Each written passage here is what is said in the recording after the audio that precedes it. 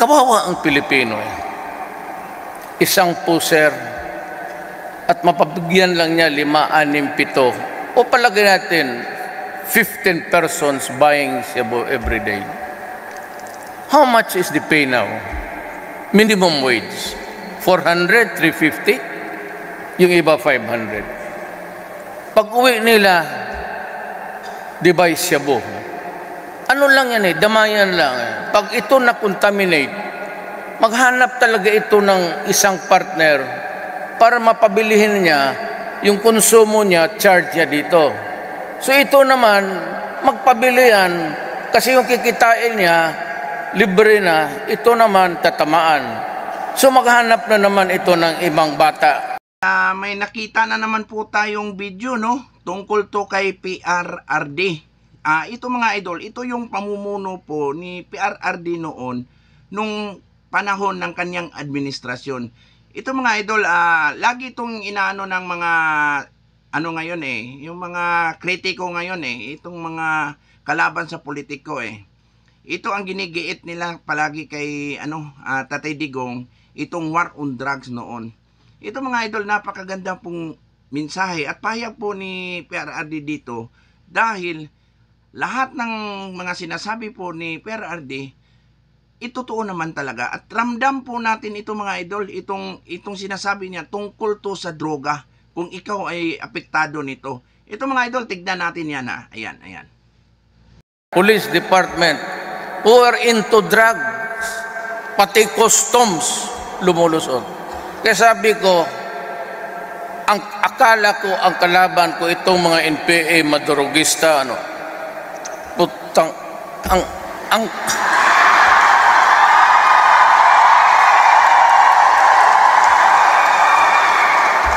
sabi ko, I am up against my own government. Kung paano to? Kaya nung mayor ako sa Davao, sinabi ko, from prosecutor to legal, I will, kayo taga Davao, nakita man talaga ninyo, I will build a city. I will build you a city that is comfortable. I want your wife and daughter, sinabi ko sa police, ask your wife and daughter to walk around Davao even during the darkness of the nights.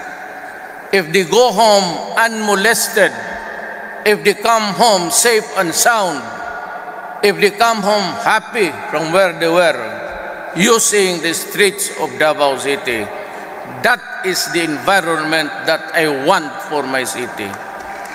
At nag-warning ako, alam mo mga taga Davao, sinabi ko sa inyo, huwag kayong pumasok sa droga at sisirain ninyo ang siyudad.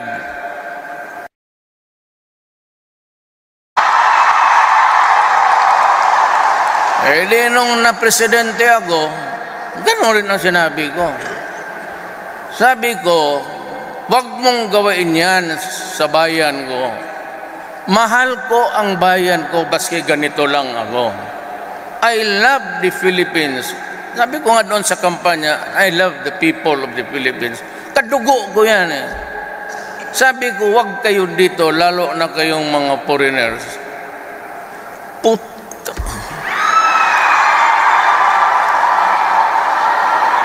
Yung hindi naniwala,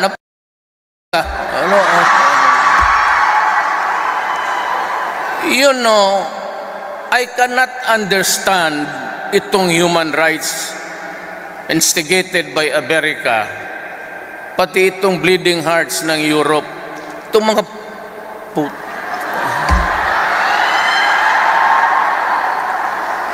sila yung nagpagulo ng mundo ngayon. Tayo, we were conquered by the Spaniards for 400 years. Pero 400 years, nag-istambay ang mga gago sa Pilipinas and they were living the fat of the land for 400 years. Kaya, kayong mga puro, sabi ko, huwag kayong pumasok dito na you're always welcome. I will protect you with my life. But you stay clear. Diyan sa droga, talagang hiritan ko kayo. And that goes for all. Sabi ko, alam mo kasi, kawawa ang Pilipino eh. Isang puser at mapabigyan lang niya 5, 6, 7 o palagay natin 15 persons buying Cebu every day. How much is the pay now? Minimum wage 400, 350, yung iba 500. Pag uwi nila, di ba Cebu? Ano lang yan eh, damayan lang eh. Pag ito na-contaminate, maghanap talaga ito ng isang partner para mapabilihin niya yung konsumo niya, charge niya dito. So ito naman, magpabili yan kasi yung kikitain niya, libre na, ito naman tatamaan. So maghanap na naman ito ng ibang bata. Ganun yan. And in Manila, nung ako'y nagpresidente, sabi ko sa Chief PNP si Bato, give me the numbers. Yung nag-surrender lang ha, yung hindi natakot, puro payat nakita ninyo, malnourished. Hindi kumakain yung mga yan eh. Sa bagay, kung lahat na adik Pilipino, wala na rin akong problema sa rice crisis. Hindi na kumakain itong mga puta. So ngayon, pag itong tatay bumagsak sa droga, the entire family becomes dysfunctional. Wala na magdala ng pera para pagkain. Ang eskwela ng bata, tabla na. Yung ibang bata, babae, at an early age, lalo na kung mahirap. Di ko to prostitution. Yung iba mag-suicide. There's the human trafficking. Dalhin sila sa Middle East. Pagdating doon, ipagbilis sa slave markets. And many a Filipina, hanggang ngayon, hindi na namin matrace. Pinagbili na yun doon sa Africa as slaves. Ayun mga idol, nakita po natin, di ba? Nakita po natin itong at narinig po natin itong pahayag po ni PRRD. So, napakaganda po pakinggan ng mga sinasabi po ni PRRD mga idol dahil alam po natin talaga, alam po natin kung bakit niya to ginagawa. Ito mga idol ha, kumbaga hindi ko naman sinasabi na itong mga namatay o nadisgrasya sa operasyon ng mga kapulisan noon tungkol sa pag-ano nitong droga, war on drug. Pero hindi ko naman sinasabi na tama yung ginawa. Ito lang, hindi naman po sinasabi ni PRRD na patayin po sila, itong mga sangkot po sa droga. Ang sinasabi niya lang po dito, alilinisin niya po yung droga. Tatanggalin niya yung droga. Kumbaga babawasan o pipigilan niya na marami pang mga Pilipino o mga mamamayan nating Pilipino na masangkot dito sa droga na to. Kasi totoo yung sinasabi niya mga idol eh. Ito mga idol ha, sinasabi nga niya dito, sa isang pamilya, halimbawa 5 tao ang nasa isang pamilya. Yung 3 niyan, anak niya. Yung pang-4, yung asawa. Ang pang-5, yung lalaki. Ito mga idol, kahit isa dyan na masangkot sa droga, talagang magkakaproblema po ang isang pamilya. Lalong-lalo na, itong padre de pamilya, ang maapektuhan po ng droga. Yan mga idol ha. Kasi itong droga mga idol, halimbawa itong padre de pamilya, matamaan po ng droga. Ang mangyayari niyan, magiging miserable po yung pamilya niya. Maapektuhan una yung pamilya niya, yung mga anak niya, siyempre, apektado na po ng droga. Hindi natin alam kung ano magagawa po nung yung ama na nasangkot po sa droga. Kaya nga po, mga idol, ramdam po natin yung ginagawa po ni Tatay Digong noon na talagang lilinisin niya itong Pilipinas. Kumbaga, ramdam natin yung serbisyo po ni Tatay Digong.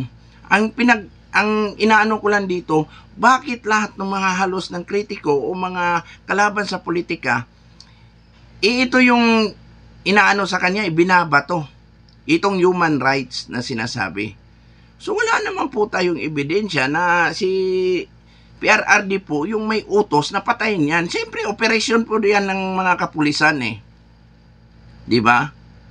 Wala naman pong nakalahad doon na nagsabi po si Tatay Digong na patayin po yung yung mga sangkot sa droga.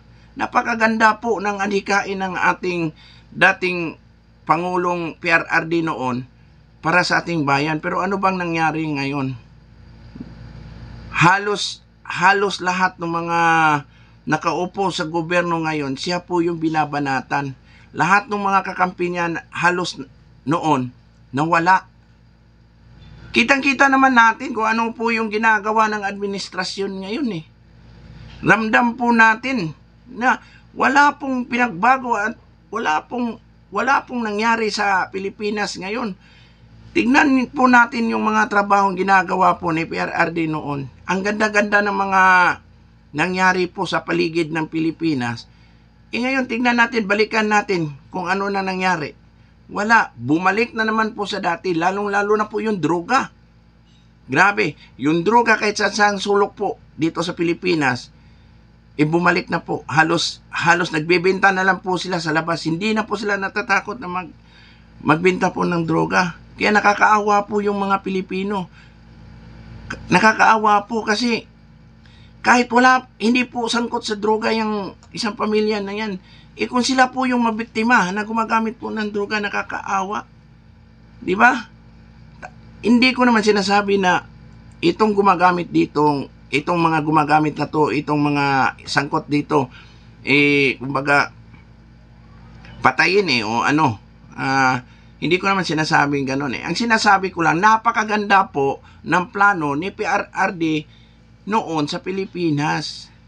At ramdam po ng mga mamayang Pilipino yung porsigi niyang magtrabaho talaga, yung desidido siyang magtrabaho talaga para sa taong bayan. Kaya lang ngayon, parang binabaliktad po lahat ang nangyari. Ginagawa po ng administrasyon ngayon at mga nasa gobyerno po ngayon, binabaliktad po nila. Nakakaawa po. Hindi po ang mga Duterte nakakaawa, kung hindi ang taong bayan. Di ba? Napakalinaw po ng mga plano ng PRRD noon para sa ating bansa. Pero wala, hindi po sinunod yung mga ginagawa niya noon. Ang ginagawa nila, sariling interest po ang pinapakita po ng administrasyon. Sayang po yung sayang po yung naumpisahan ng PRRD noon. Yung mga kakampi ni Tatay Digong noon, wala, mga sip-sip yun. Asa na ngayon? Nandun, bumaliktad. Mga walang paninindigan. Kumbaga, lahat ng mga yon na bumaliktad, walang mga bayag. Di ba? Dapat nga naninindigan dahil takot po sila sa administrasyon ngayon. Ang kinakatakot nila, baka ipitin din sila, silipin lahat ng mga ari-arian nila o baka ano gagawin nila. Kaya ayun, ginawa nila, kumbaga, bumaliktad sila, doon na po sila. Nako, isipin po natin mga idol, bilog po yung mundo, baka pagdating ng panahon, makakaupo na naman po uli yung mga Duterte. Pero alam ko, hindi po yan gagawin ng Duterte, yung ginagawa po ng administrasyon sa kanila Kasi alam ko, yung mga Duterte, hindi po pinopersonal po yung yung alitan ng kanyang personal na buhay at saka sa trabaho. Hindi po niya yan sinasama. Iniiba po nila yan. Kaya panawagan ko po sa lahat ng mga mga kababayan nating Pilipino, tulungan po natin yung mga Duterte na maibalik po natin sa pagiging paglingkod ng bayan. At tulungan po natin mga idol, panawagan ko lang po sa lahat ng mga kababayan natin Pilipino na sana magkaisa po tayo, na suportahan po natin ang PDP laban. Yan lang po ang panawagan ko po, kasi alam ko yung ramdam ko po yung ginagawang pagmamalasakit po ng PRRD noon. At sana naman nagustuhan niyo itong video na ginagawa ko ngayon, at sana marami pa na susuporta sa ating mga video na ilalabas. Sa susunod na naman po mga idol.